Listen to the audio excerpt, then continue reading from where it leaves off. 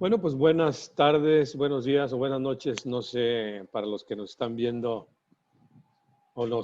escuchando, no escuchando estos podcasts que estoy realizando con gente pues que está apasionado en los pronósticos, en la planeación, en el famoso SNOP. Y hoy tenemos pues a una persona también apasionada en el tema, personaje que nos va a ayudar a entender también cómo se está viviendo esto que estamos teniendo en todo el mundo desde Argentina. Y quiero presentarles a Antonio, a Fabio Antonio Mangione. ¿Cómo estás, Antonio o Fabio? Porque yo veo que pones en tu nombre los dos, pero no sé cuál es el que usas. ¿Cómo estás, ¿Cómo te va, Tomás? Buenos días. Antonio, Antonio? Fabio, sí, quedó, es mi primer nombre, pero quedó un poco olvidado. Así que Antonio es el que está en el inconsciente de la gente que me conoce. Muchas gracias, ¿Cómo te va, Antonio. Tomás? Muy bien, pues gracias por esta entrevista. Para Placer. entrarle de lleno, yo te envié algunas de ellas, algunas preguntas. Sí.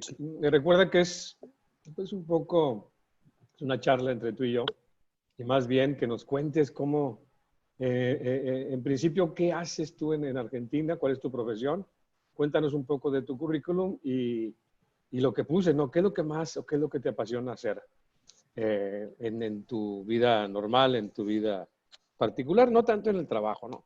Primero el trabajo o primero tu vida, como tú quieras. Está bien. No, primero hablamos si querés hablamos del trabajo, más que nada, cortito. Yo soy ingeniero industrial, egresado de la Universidad Nacional de Cuyo, que es una universidad que está al oeste de Argentina, cerca de la cordillera, en Mendoza. Luego de eso, de mi título de grado, hice una maestría en logística y en administración de la cadena de suministro en la misma universidad. Trabajo en logística y en coordinación logística desde que egresé prácticamente. Empecé en el área vitivinícola, ¿sí? Mendoza particularmente, el área vitivinícola es muy fuerte. Luego estuve más que nada en la parte manufacturera, en la parte metalmecánica, ¿sí? En lo que son los de GNC o gas vehicular. Después pasé a una multinacional que es Air Liquide, que es la empresa de gases industriales francesa. Y bueno, después ya me vine directamente al sector minero para continuar mi carrera allí y actualmente estoy en ese rubro. Dentro del mismo punto, o sea, yo pasé de la parte de planificación y control de la producción a la parte de análisis de datos y pronósticos, y luego la parte de SNOP, que es lo que integra, ¿no es cierto?, todas las áreas de la empresa para poder cumplir o alinear esa demanda con la oferta de la empresa. Eso con respecto a muy resumido, mi currículum profesional. Actividades extras a eso, bueno, tengo un par. Bueno, soy profesor de artes marciales de taekwondo ya hace varios años. De hecho, yo tengo mi escuela de taekwondo aquí en San Juan. Ahora estamos parados por el tema de la pandemia, pero esperemos ya pronto arrancar nuevamente. Y eso es lo que te gusta, esa es tu pasión. Sí. Sí, yo creo que vamos a seguir con esto como decimos acá, hasta lo que dé. Hasta lo que ¿Sí? dé. Sí. Mira, interesante. Oye, y cuéntanos un poco de los vinos de Mendoza, que yo consumo muchos vinos de Mendoza. ¿Así? Pero, Sí. Yo siempre, si es de Mendoza, es un buen vino. En serio, ¿eh? Si es de Mendoza, mi idea es que es un vino de la bodega que sea, pero de la región es un buen vino. ¿Qué nos tal cual. recomiendas? Te voy a aprovechar aquí en la entrevista. Sí, a ver, yo he probado varios. A ver, yo trabajé, por ejemplo, en la bodega Peñaflor. Peñaflor es una bodega Peñaflor. claro, muy grande, ¿sí? Que hace gamas bajas, medias y altas de vino, ¿sí? De hecho, hay unidades de negocios que habrás sentido nombrar, como Trapiche, Finca Las Trapiche. Moras, ¿Cómo no? etcétera. Pero después tenés zonas vitivinícolas grandes en Mendoza, tenés, por ejemplo, todo lo que es Luján, Maipú, y después San Rafael, que está a 300 kilómetros al sur de la capital, donde también es una zona grande vitivinícola. Ahí en San Rafael tenés Bianchi como una bodega referente, y en Mendoza particular, bueno, varias. Peñaflor, como te decía, Trapiche, que es una unidad de negocio de vinos de alta gama de Peñaflor. Tenemos bodegas Norton, después todas las bodegas boutique, como Siete Caminos, creo que todo lo que es bodega Séptima, etcétera. Hay varias, ¿sí? Todo lo que es la ruta que va a Chile, está lleno de bodegas para visitar y degustar también. ¿Sí? Hacen degustaciones permanentemente.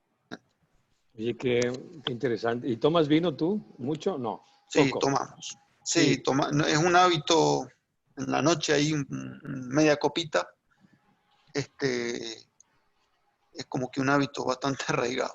¿Sí? Sí, ¿Y nos gusta carne mucho. comen mucho? Carne, el Comemos, sí, asado. sí, el asado, sí, sí. Ahora está aumentando un poco de precio bastante, ¿no es cierto? Pero es un hábito que tratamos de no perder. ¿Sí? Fíjate que a mí me gusta mucho el asado. Yo hago cada fin de semana asado. Me gusta probar de diferentes cortes y siempre con un buen vino. Yo no o tomo a español, mexicano, obvio. Hay vinos mexicanos muy ricos que tenemos por acá. El argentino también. Yo tengo mis preferidos entre españoles, argentinos y mexicanos. Y siempre con la carne asada. Los que me conocen y los que, como acá en Monterrey, nuestra característica es que hacemos casi cada tercer día una carne asada, un asado. Pues siempre lo estamos acompañando con un buen vino, ¿eh? Pues, hombre, Vino qué bueno. mexicano no lo he probado. ¿No has probado? Mira, hay uno No. por aquí cerca de nosotros, de Monterrey, a unas 2 horas. Hay una bodega que se llama Rivero González. La Ajá. bodega Rivero González, y la ves por ahí, pruébala. Es una bodega con unos vinos muy ricos y no tan fuertes al paladar. Son vinos suaves, son vinos suaves. Pues qué bueno que te aproveché, mi estimado Antonio, y Sí, que por nos des favor. un poco de lo que haces, de lo que te gusta. Y bueno, tú estás en Argentina, tú has trabajado, como nos has dicho, en empresas grandes, en empresas... ¿trabajaste en empresas pequeñas tú Sí, en tu también. vida? También. Tuve la oportunidad de estar en, bueno, una empresa familiar que por ahí fue un caso de que les llegó un negocio grande y por ahí no, o sea, la adaptación de esa empresa familiar a ese negocio grande tiene su dinámica y bueno, y puede salir bien o puede salir mal. Entonces hay que adaptarse y así acompañar, ¿no es cierto? Entonces tuve la oportunidad de trabajar en esa transición, una empresa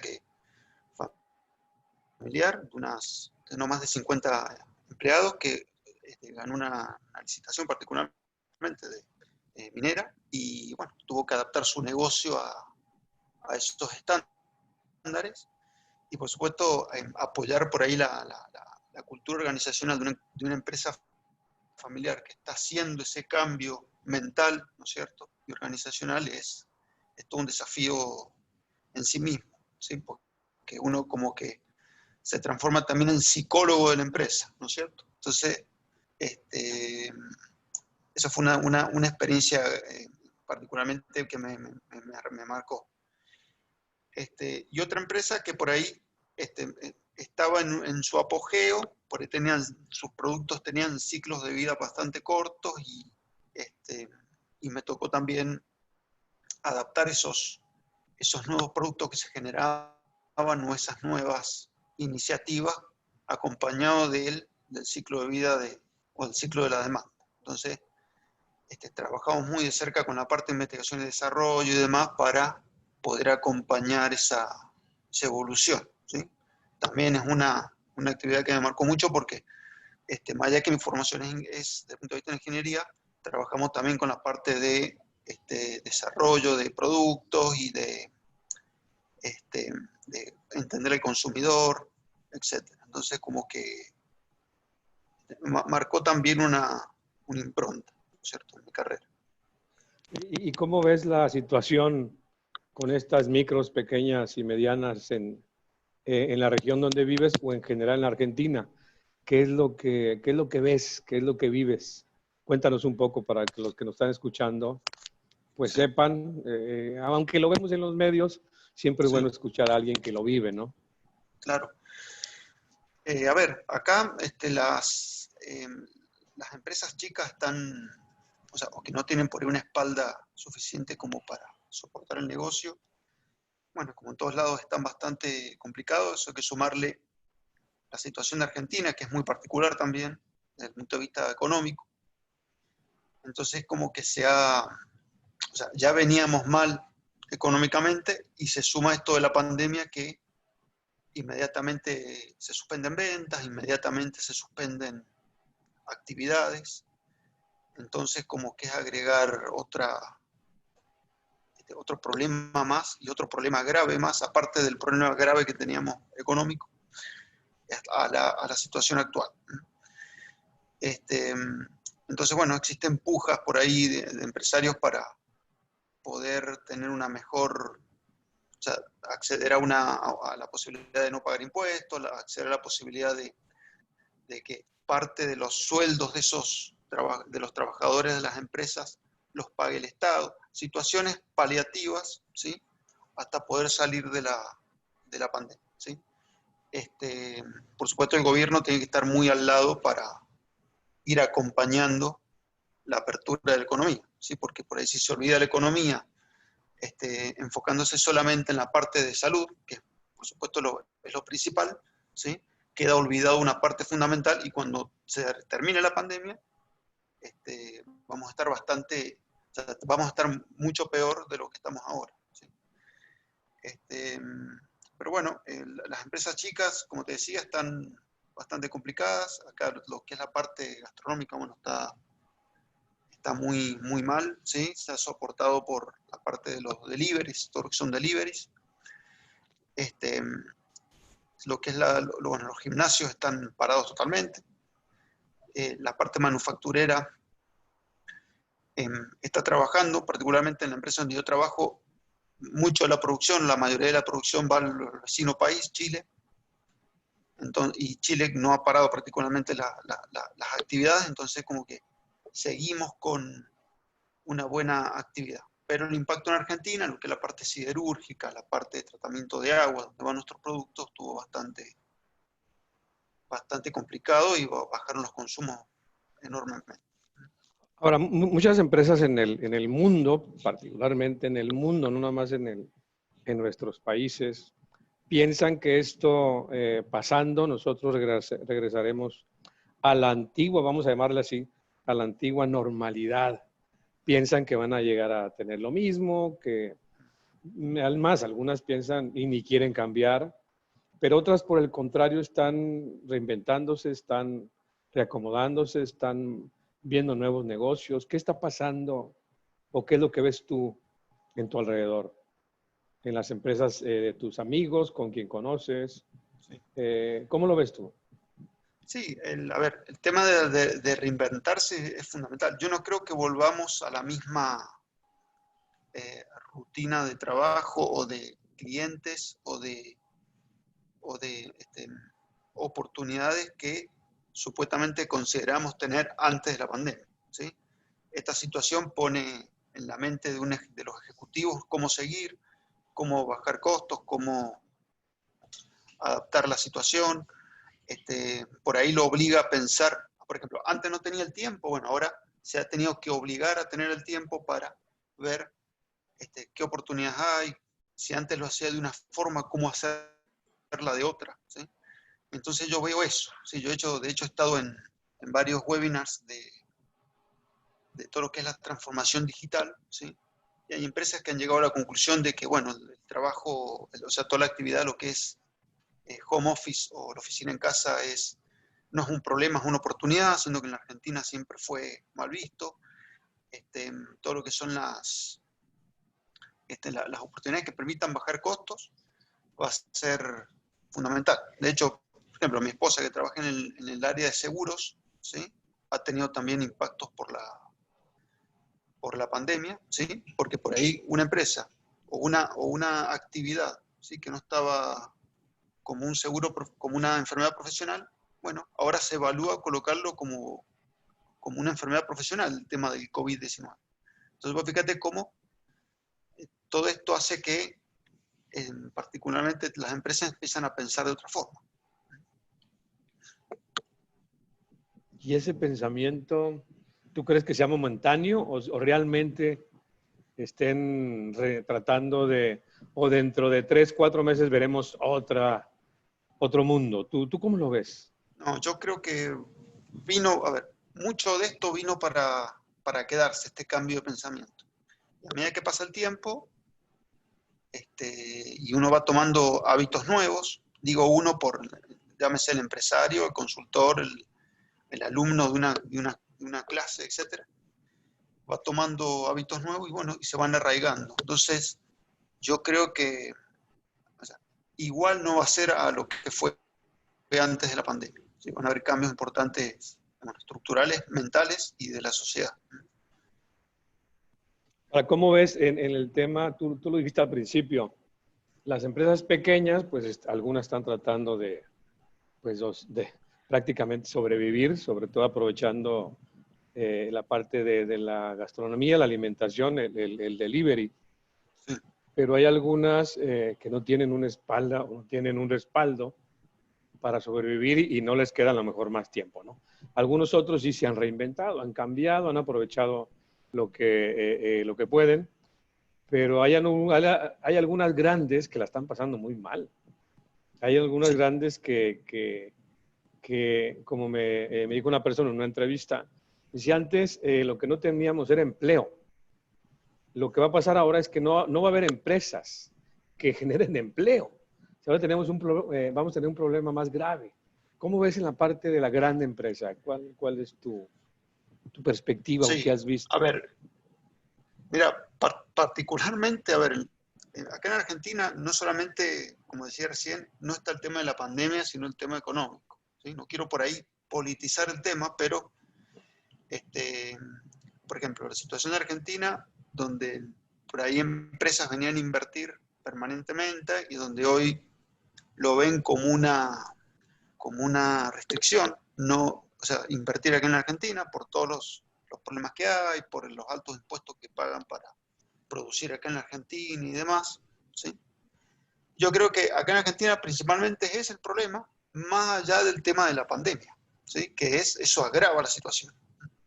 Entonces como que es un combo explosivo, yo le digo, porque, como decía recién, a un problema grave que teníamos ahora se ha aumentado, ¿sí? Se ha agravado. Entonces vos tenés empresas grandes que, por ejemplo, antes querían venir a invertir acá en Argentina para dar empleo, para crecer y demás, ¿sí? Se vieron dudosos debido a la situación económica argentina y ahora más dudosos, por supuesto, con el tema de la pandemia, donde el escenario ha cambiado, ¿sí? Entonces, empresas, por ejemplo, vos sabés acá en Argentina que está el tema de la producción de litio para la industria automotriz y celulares y demás, ¿sí? Entonces, bueno, es una oportunidad que tiene Argentina y que deberá dar las condiciones para las empresas mineras grandes, que de hecho ya hay varias trabajando, ¿sí? Para que esto sea sustentable en el tiempo. Creo que particularmente es eso. Va más allá el tema económico o particular de la Argentina que la pandemia en sí. La pandemia sí agrava, pero tenemos ese tema que es más antiguo que la pandemia. Fíjate que me estaban comentando ayer una empresa de vinos que no le están surtiendo tequila. Ella está en Centroamérica, ella produce y comercializa. Y dice que me está comentando que hay una escasez del agave y eso ha hecho que ciertos países no están surtiendo tequila. Y me dice, oye, si hay escasez, y la escasez del agave, la la tuvimos desde el 2018. Ya no había tanto agave, ¿no? Y hay más consumidores del tequila. Entonces, cuando vemos lo que está pasando y se nos vino esto encima, el consumidor que tenemos, el 80% de toda nuestra producción que tenemos aquí en México, se exporta a los Estados Unidos. Y según la estadística, el consumo del tequila subió en el 60%. Aproximadamente son 25 millones de personas que consumen tequila de los más de 300, ¿no? Es increíble cómo esto se ha movido en todos lados, ¿no? Pero en tu caso, en tu empresa, ¿cómo lo están viviendo? ¿Qué están haciendo? Sí, ¿Cómo vas? bien, nosotros, bueno, particularmente, nuestra producción, la mayoría va, como te decía, al país a vecinos, a Chile, cruzando la cordillera. Bueno, esto va casi el 80% de la producción, con lo cual existe una cobertura por ese lado, porque, bueno, Chile por ahora no se ven disminuciones de demanda, pero no tantas. Pero en Argentina es bastante. En Argentina toda la parte siderúrgica bajó. Nosotros abastecemos a la parte siderúrgica y automotriz, o sea, o la parte que hace aceros para automotriz. Otra parte que está muy bien, la parte de tratamiento de agua, porque la parte de sanitización de agua para el continuo. Pero lo que es parte con producción y siderurgia está bastante mal. Y en Argentina es prácticamente más de la mitad de la demanda. ¿Sí? Entonces, bueno, actualizamos pronósticos semana a semana. De hecho, hoy jueves ya estoy validando algunas cosas nuevas, ¿sí? Como para hacer una reunión la semana próxima con el área de producción y alinear. Entonces, replantea varias situaciones.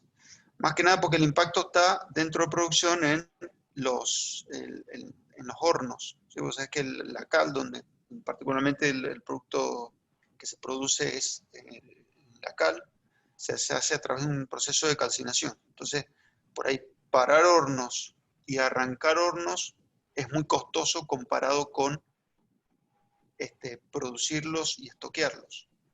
Entonces, ese análisis de parar, producir y estoquear son variables que tenemos que tener siempre en cuenta para minimizar el costo de producción y ser competitivo, por supuesto. Interesante. Y sobre todo, como dices, ¿no? Si lo tienes parado y luego el prenderlo, ¿no? Y toda la parte del switch nuevo y cambiar Exactamente. es complicadísimo, ¿no? Es Interesante. complicado. Te preguntaba por mensaje, en las preguntas que te envié. Esto no es nuevo para ti, ¿no? Según lo que me escribes, tú ya habías vivido algo similar. Cuéntanos un poco cómo fue esa experiencia que tuviste en el 2009. Sí. Bueno, yo en esa época trabajaba en Air Liquide, que es una empresa francesa de gases medicinales industriales, y de hecho también tiene una parte también de comercialización de equipos médicos, como respiradores particularmente, respiradores, BiPAP, CPAP, que son equipos para la apnea del sueño y demás, y concentradores de oxígeno, que son equipos para oxigenoterapia domiciliaria. ¿Sí?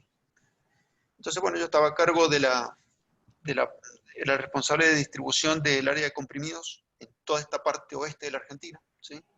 Que integraba a 4 provincias.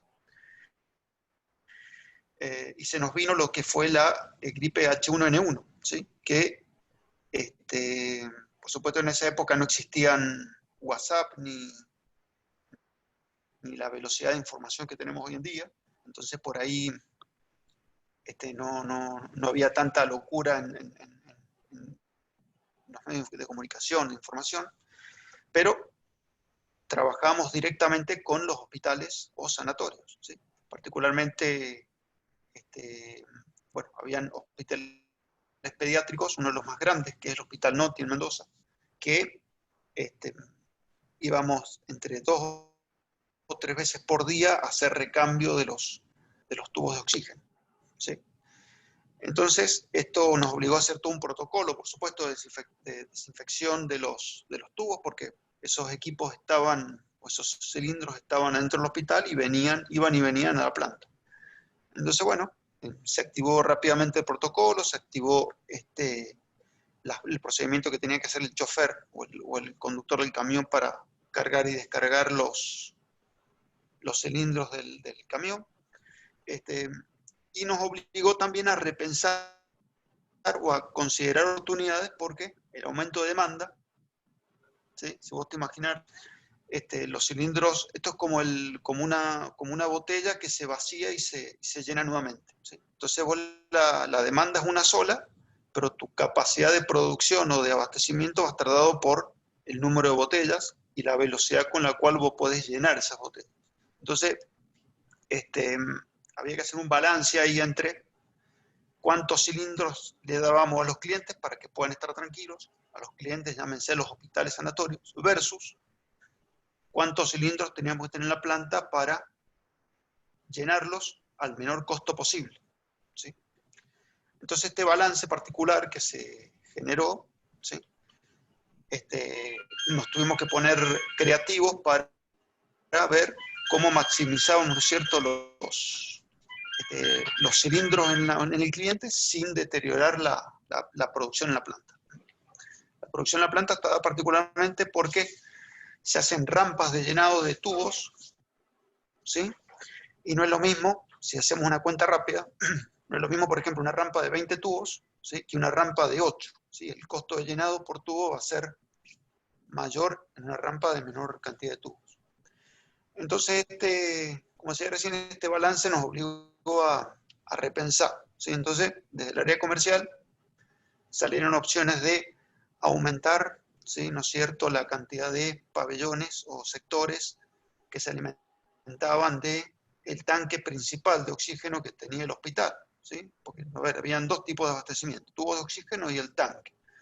Pero la vorágine diaria y por ahí la costumbre que tenía por ahí el comercial y el área de logística, nunca se planteó de la posibilidad de ampliar en otros pabellones el área de la parte de abastecimiento del tanque de oxígeno, ¿sí? Y de esa forma usar menos tubos de oxígeno.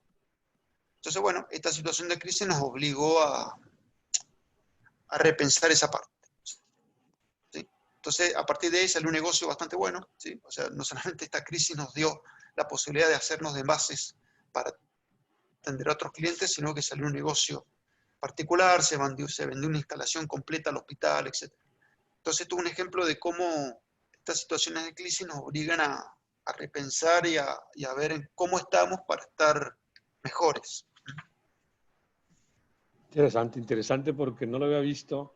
Bueno, lo que ve uno son los respiradores, pero para que respire obviamente hay toda una serie de implementos, sí, claro, atrás, ¿no? Como en la parte del oxígeno, por supuesto. Claro, por el tema es supuesto. cuando el paciente lo internan. El paciente lo internan, está bien, el hospital puede tener un respirador, pero por ahí necesita oxígeno para ventilar y darle la saturación que necesita. Entonces, ahí es donde entra en juego el tanque de oxígeno del hospital y los tubos para las zonas que no llega el tanque de oxígeno. Qué interesante. Antonio, un minutito para que nos digas, fíjate que escuchándote y a todos los que he entrevistado, a los que me han dado el tiempo, lo cual te agradezco infinitamente. Les he pedido 5 recomendaciones que nos des, como tú has vivido desde el H1N1, estás viviendo esta, has tenido otras experiencias con empresas, tu currículum es como decimos en México, padrísimo, está interesantísimo también. Por eso me voy a atrever a pedirte 5 recomendaciones que nos des para las personas que te van a escuchar posteriormente esta grabación. ¿Qué le recomendarías a las empresas y más a las empresas, a las personas como nosotros, que estamos con mucha incertidumbre? ¿Qué le recomendarías? Prácticamente 5 cosas que quieras recomendar, que te salgan de tu alma. Sí. Bueno, a ver, primero el censar permanentemente la demanda y no darlo por defecto. O sea, no suponer, ¿sí? Yo estaba en educaciones en donde se supone voy a suponer que la demanda es tanto. Y el suponer, ¿sí? Es como dice, como decía alguien, yo leí por ahí, no me acuerdo quién era, dice que sin el número, usted es otra persona dando su opinión solamente. Entonces, por ahí, tener una mentalidad de llegar a un número consensuado, ¿sí? Y ir actualizándolo con la frecuencia necesaria adaptada a la demanda. Hoy es, por ejemplo, un mes. En una situación de crisis puede ser cada 15 días. En una situación de crisis mayor puede ser cada una semana.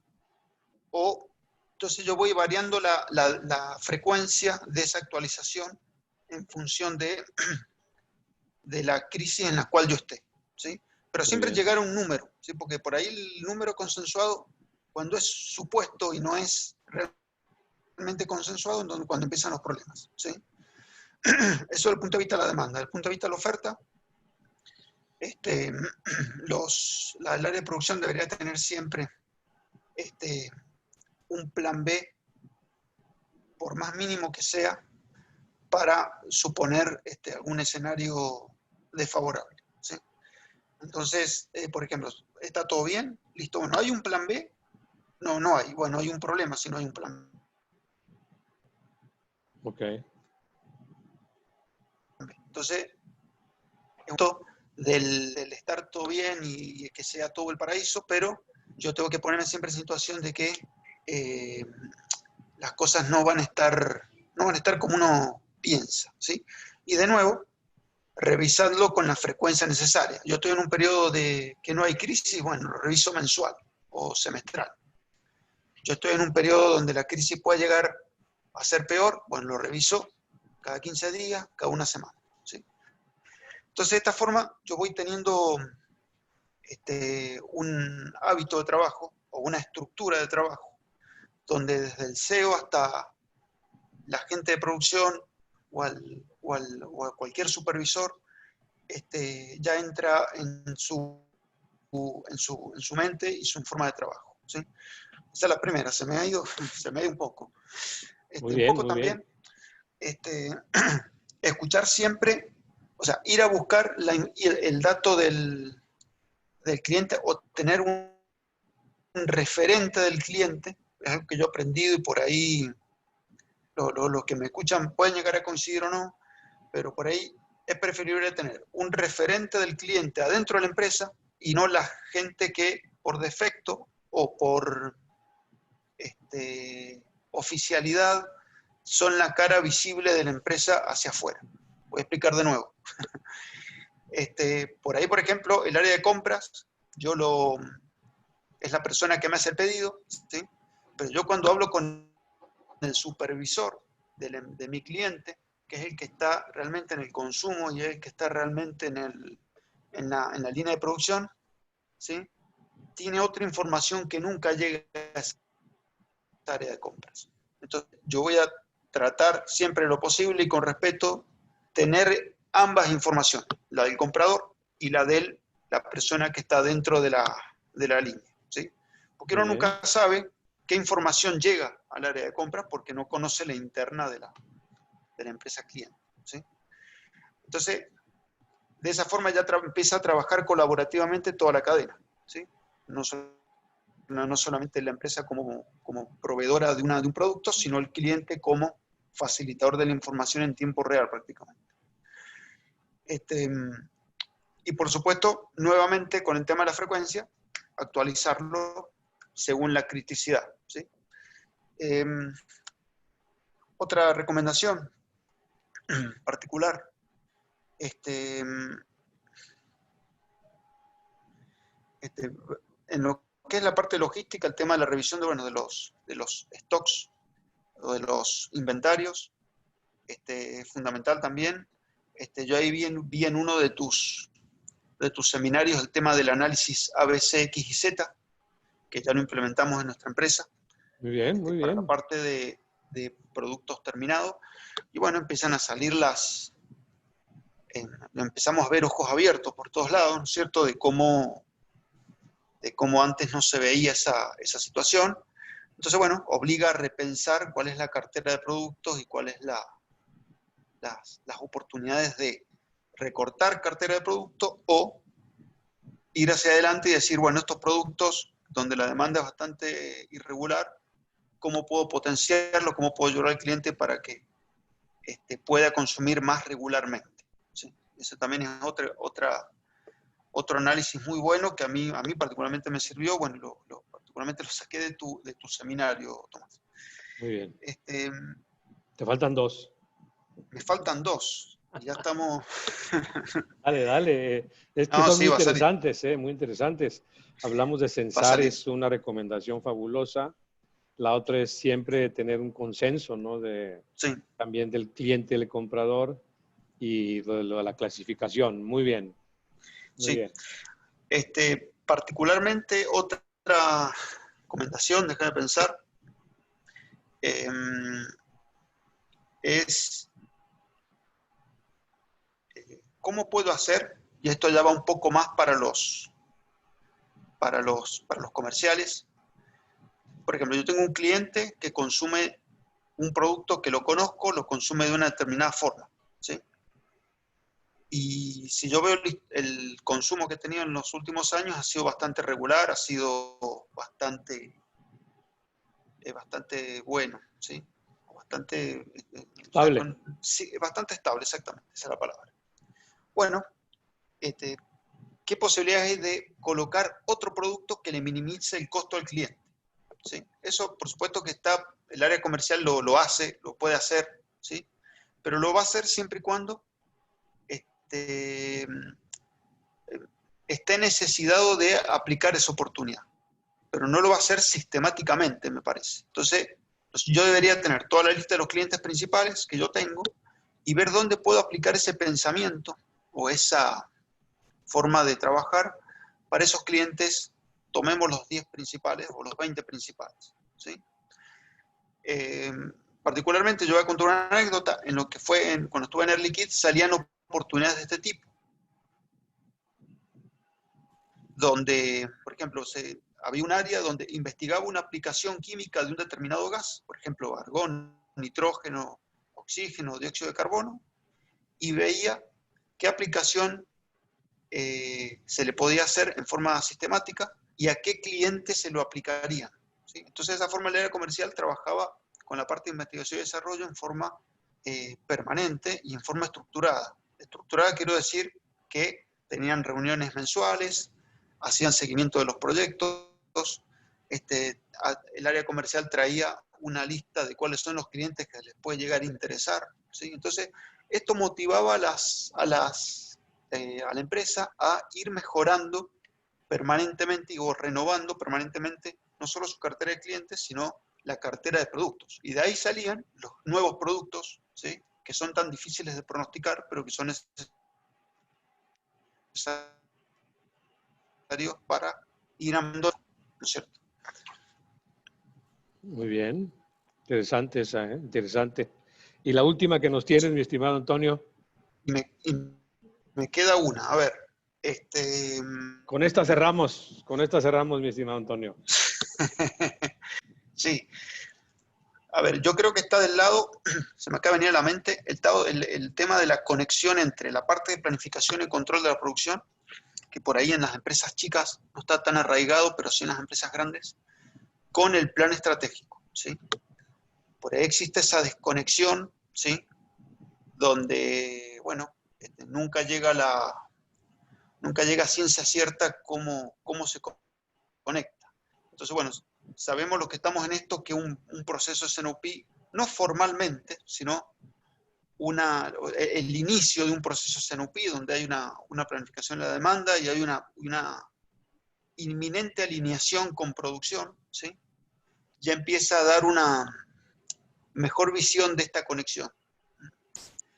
Ahora, si yo esta visión la puedo llevar directamente con las personas que trabajan en el día a día, a través de un mecanismo de comunicación, eso sería ideal porque yo puedo conectar cada persona que trabaja y que tiene conexión con el cliente directamente, sabemos que es así, con el plan estratégico. ¿Cuántas veces nos hemos encontrado con desconexiones entre el plan estratégico, que no se cumple la estrategia por o que no llega la información abajo, ¿sí?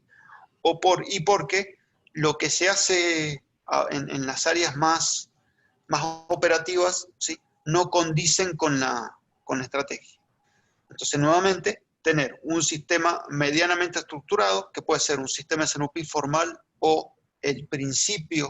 Yo le llamo principio cuando existe una demanda consensuada, que ya es un avance grande, ¿sí? Consensuada con el área comercial, y una alineación por lo menos por familia de productos, ¿sí? Con los niveles operativos y de supervisión. Entonces, logrando esto, ya vamos a tener esta primera conexión y yo ya puedo hacer análisis mucho más detallados sabiendo que se condicen con la estrategia. Antonio, has hablado de un tema súper importante que en muchas empresas efectivamente no sucede, la parte de la comunicación. Podemos tener lo mejor, la mejor herramienta, la mejor estructura, una claridad enorme en la parte digo, para ellos tal vez, en la parte de la estrategia, pero la comunicación, un punto importantísimo, estimado Antonio, que he insistido en todos los proyectos a los que me han invitado a trabajar.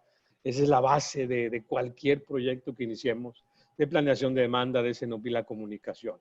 La comunicación inmediata, como dijiste al principio, valdrá la pena hacer una lectura de la demanda mensual, semanal, quincenal, pues depende, ¿no?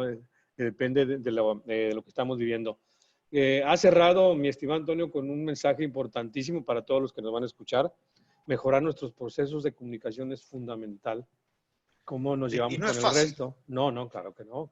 Tiene razón. Es todo un desafío, porque uno supone, a ver, de nuevo, uno supone que el mensaje llega, pero no es lo mismo decirlo que llegue a la cabeza de la persona que tiene que llegar y cómo tiene que llegar. Entonces, yo creo que es todo un desafío, el tema de la comunicación es todo un desafío en sí mismo, ¿sí? Un tema bastante singular y que deberíamos ir mejorando día a día.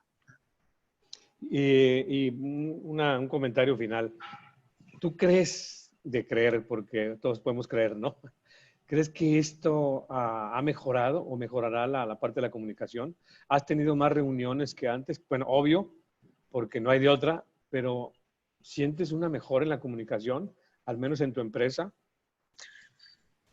Sí, a ver, uno tiene siempre habla con las personas referentes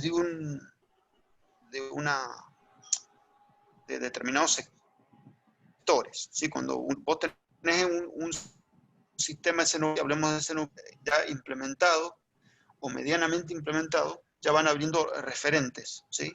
Cuando tengo que hablar con ventas, hablo con Juan. Tengo que hablar de producción, hablo con Pedro. Tengo que hablar con la parte de investigación y desarrollo para ver la parte de nuevos productos y demás, hablo con, etc. Entonces, uno hablando con referentes. Pero la idea es que si vamos a sumar una persona más a la reunión con el objetivo esto de ampliar la comunicación a otros sectores para hacer el proceso SNOP más abarcativo, por ejemplo, la parte de finanzas, ¿sí? Tener el mensaje correcto para dar, ¿sí? Yo creo que cuando implementás el proceso, hasta que uno no tiene por ahí información en forma automática y bien validada, o que la información llega en forma fluida, ¿sí? Yo no puedo hacer la conexión en forma precisa, ¿sí? Porque empiezan las suposiciones y los problemas desde el punto de vista, no, yo tengo esta información que es la oficial. ¿Cuántas veces hemos escuchado esto? Esta es la información oficial, ¿sí? Y vos estás implementando el proceso SNOP y te dice, no, espera, pero la información oficial es esto. Bueno, veamos cuál es la conexión que existe entre la información oficial y la información que estamos desarrollando o que estamos uniendo en SNOP. Esa conexión, ¿sí? Es la que más vale la pena y la que necesitamos para avanzar, ¿sí? Y si no existe actitudes o buenas actitudes por parte de la gente que interactúan con el proceso, es uno de los elementos a cambiar desde el punto de vista organizacional. Yo particularmente voy midiendo, a ver, una forma de saber cuál es el compromiso que hay en la comunicación es la asistencia en las reuniones, ¿sí? Por ejemplo, si hay buena asistencia en las reuniones, significa que la gente está entendiendo el concepto y está tratando de adaptarse al proceso, ese NUPI que estás implementando.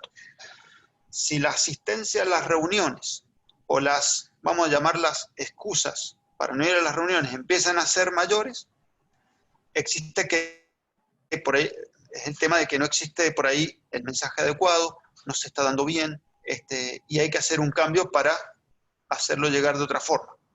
Entonces, para mí el tema de la asistencia a las reuniones es un termómetro de cómo va la implementación, ¿sí? Termómetro inconsciente de la organización de cómo va la implementación del proceso. Me has dado una idea magnífica, pero sigue, continúa, pues continúa. No, digo que va de la mano con la comunicación, ¿sí? Claro. Si vos tenés personas que te preguntan permanentemente cómo pueden colaborar, de vendedores que te preguntan cómo pueden mejorar su precisión de pronóstico consensuada en base a un estadístico que uno realizó. Cuando te llama alguien de producción y te dice, Antonio, mira, hagamos una simulación de cómo va a ser la capacidad porque vamos a realizar este tipo de inversión, bueno, ahí ya te da una idea de que el proceso está marchando bien, más allá de que no esté completamente implementado, ¿sí? El sentimiento es bueno. Ahora, cuando se pierde la comunicación es cuando cuando algo hay que cambiar, ¿sí? Para que siga marchando el proceso. Fíjate que escuchándote, me has dado como te decía, te interrumpí, pero ya seguiste, muy bien, muy bien. Me has dado una idea que uno de los temas que tocaremos en los siguientes podcasts, porque esto seguirá, es la comunicación que tenemos precisamente en todos estos proyectos. Y por supuesto que te voy a invitar, mi estimado Antonio, serás uno de los que estén ahí presentes. Ese es muy importante, es un tema que posteriormente tocaremos, te invitaremos, por supuesto.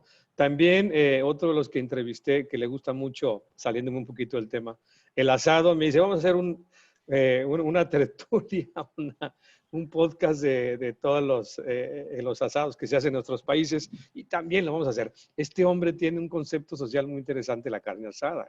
Pero bueno, Antonio, te agradezco muchísimo tu participación. La verdad es riquísimo todo lo que nos hizo, muy interesante todo lo que nos comentas, tu experiencia. Espero que todos los que nos escuchan, o nos escucharán, perdón, porque desde el viernes próximo ya estarán estas grabaciones para cualquiera que lo quiera escuchar. Nos escucharán tus comentarios, te los compartiré, yo te tengo en LinkedIn, etcétera.